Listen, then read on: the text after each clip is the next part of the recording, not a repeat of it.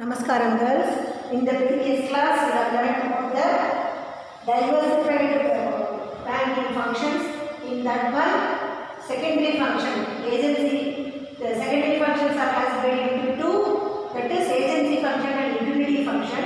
In this class we are going to learn about the electronic banking. Through this electronic banking, the workload of the bank will be very easy. It is very convenient for the customer to withdraw the money. So what are the electronic banking facilities? First one is NEFT. NEFT means National Electronic Fund Transfer. So it was launched by RBI in the year 2005 through electronic fund transfer system. So it was transferred by electronic. All the electronic fund transfer system, bulk transfer of transactions are settled in the. Under this electronic fund transfer system, all the bulk transactions are settled. So all the transactions are settled by 2000 transactions, 3000 transactions. That the transaction will be settled through bulk order only. So within the specific time they will give send the transaction to the one bank to other bank. So across India they will send the transaction. We can do the transaction from one bank to other bank, and it is the purpose of NEFT is we are in Madurai. We want to deposit amount. Your brother is in Delhi, so we can deposit the amount to Delhi. So from in Madurai, we can deposit the amount to Delhi. So within 2 hours, your brother can get the money.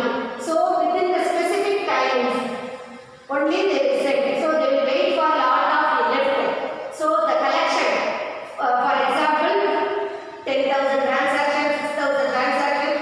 That means that if they have collected this much of transactions, they will send it to the NEFT server.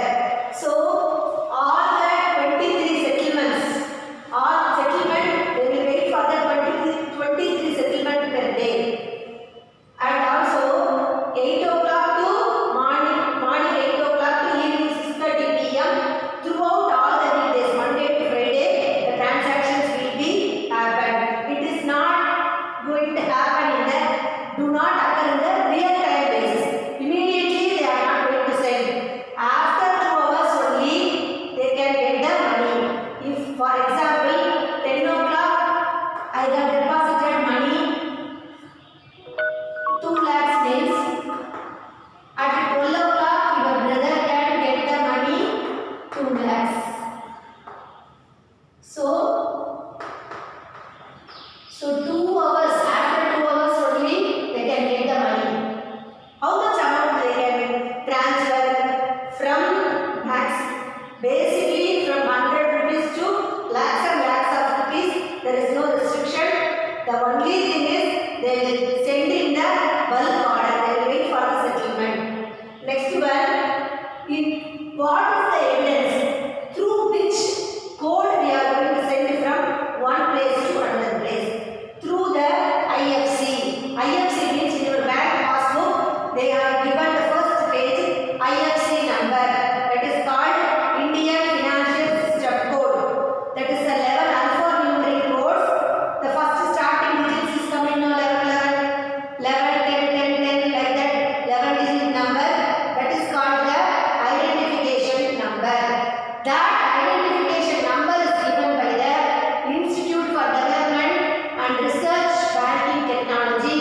It was given by IDRBT.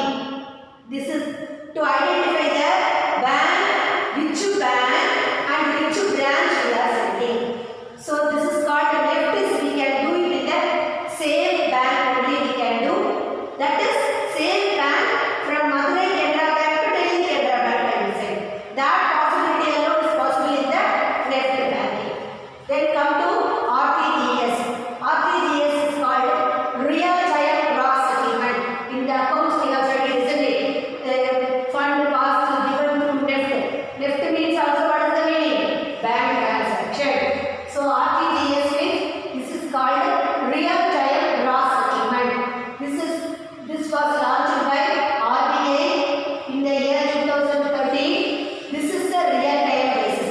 Immediately we can get the money. As soon as you are deposited, immediately they can get the money. This will from bank to bank we can do. From one bank to another bank we can do.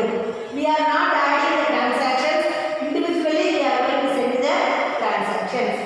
Then all the RTGS timings will be 9 o'clock, morning 9 o'clock to afternoon 4:30. During the weekdays, the regular timings will follow.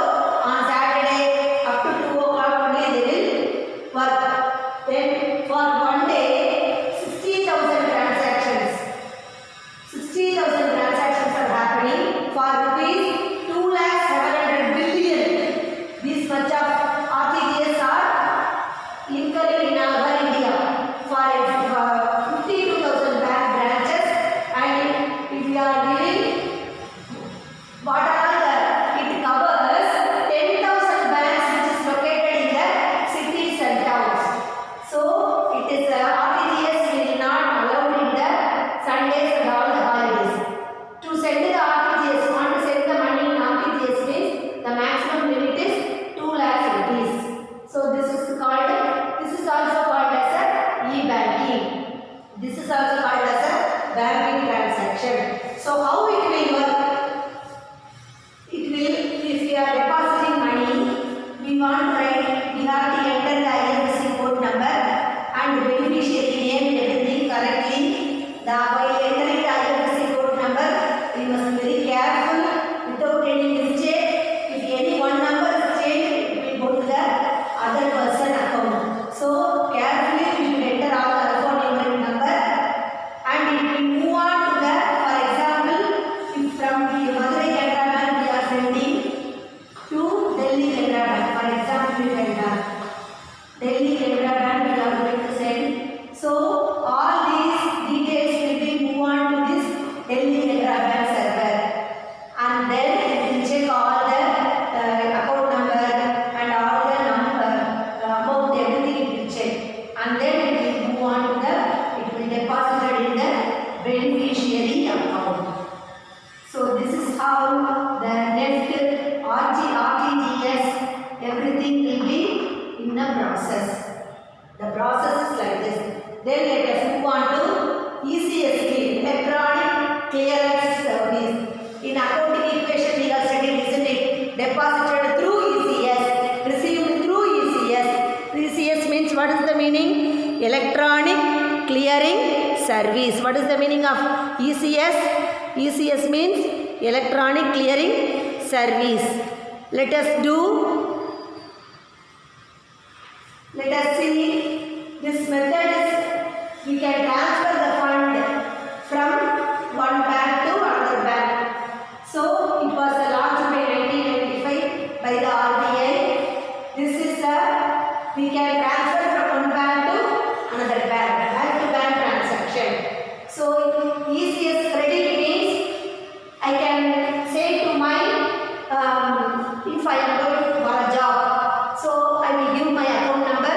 Could you please credit my salary in this account? So if I am going to get the share for rupees 5 lakhs, so I want to get the dividend, what I will do? I will give the share to the company, my account number, please credit. Credit means getting the income. All the income will be, I will ask all the person, wherever I am receiving the income, I will give my account number, please deposit in my account. So all the interest, dividend, if I want to get the pension, I will give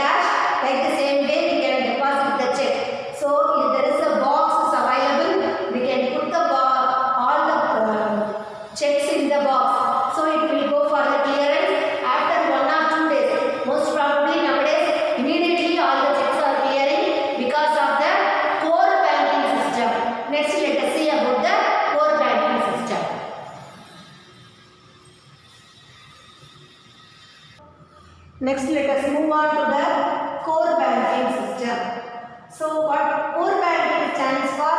Centralized online real-time exchange. This is called core banking. What is mean by that? All the server, all the details, all the accounts branch, all the branch account, all the bank account, all the account will be Canara Bank means throughout the world, all the servers connected with all the branches. That is called core banking. So that we can withdraw throughout the world and we can deposit throughout the world. Similarly, we can send anybody else to withdraw the amount. So wherever we can go, we can get the centralization, the entry, we can see the passbook entry and we can see our balances in all the places throughout the world we can see. Next one, internet banking. Through this internet banking, we are going to do the internet banking through the computer, laptop, mobile phone. From home itself, we are going to pay the telephone bill, TV bill, everything. We don't want to go there. From the home itself, we are going to do the banking. So, all the throughout the 24 hours, all the 7 days, we can do the banking facilities. Next, let us move on to the IMPS, Immediate Payment Service.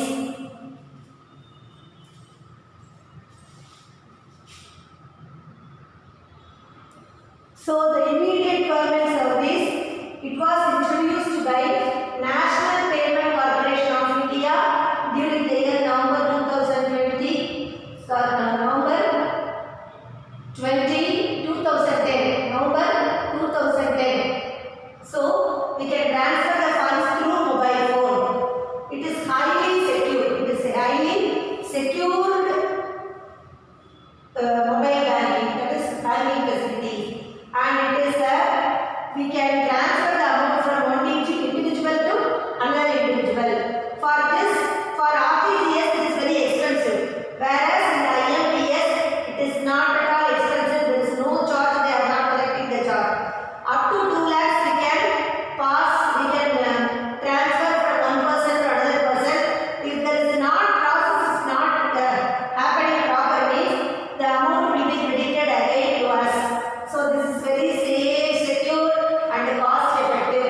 We can do intra-banking facilities as well as the inter-banking facilities. Intra-banking means we can do from this bank to another bank. Inter-banking means within the bank we can do the transaction. This is called IMPS. Next, let us move on to the debit card. Debit card is already what I told you. ATM card, automated teller machine. ATM card is called as a debit card. What we need if you want to use the debit card, we need the swiping machine. So if there is any swiping machine is available in the shop, we can purchase through the debit card. So there are 3 types of debit cards are there. Visa debit card and MasterCard, Rupee card nowadays. Platinum card also available. Platinum card also available. Because all the Indian banks are issuing the platinum card for all the account holders. So Visa card is given by the Visa Corporation and MasterCard is given by the USA and Rupee card is issued by National Payment Corporation of India. So everyone has had the debit card. Everybody nowadays all are having the bank account, all are having the nurturing of the banking transaction. They know the importance of the banking transaction. Then last service, credit card. So whatever, depending upon the salary, depending upon the income of the card holder, the bank will give the credit limit. For example, if the person is getting the salary of 50,000 rupees, he can get the 20% or else 30%. The person getting salary of 15,000, he can get how many rupees? 30% he can avail loan.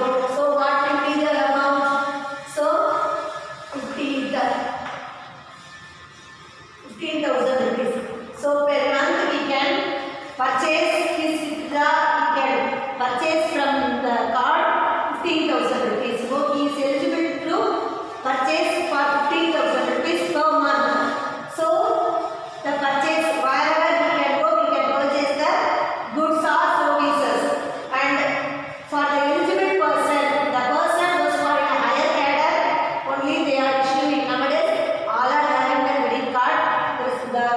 rate of interest is very enormous rate of interest. We must pay that in amount, all the whatever the amount we are getting the loan now, that amount loan must be, the installment must be paid on time. Otherwise, they will charge the interest for interest. Isn't it? They will charge the penal interest. So we must be very careful about the credit card. We should avoid using the credit card because there is a cascading of the interest. So we should not use the credit card. These are all the utility functions we are seeing. Now we are going to see what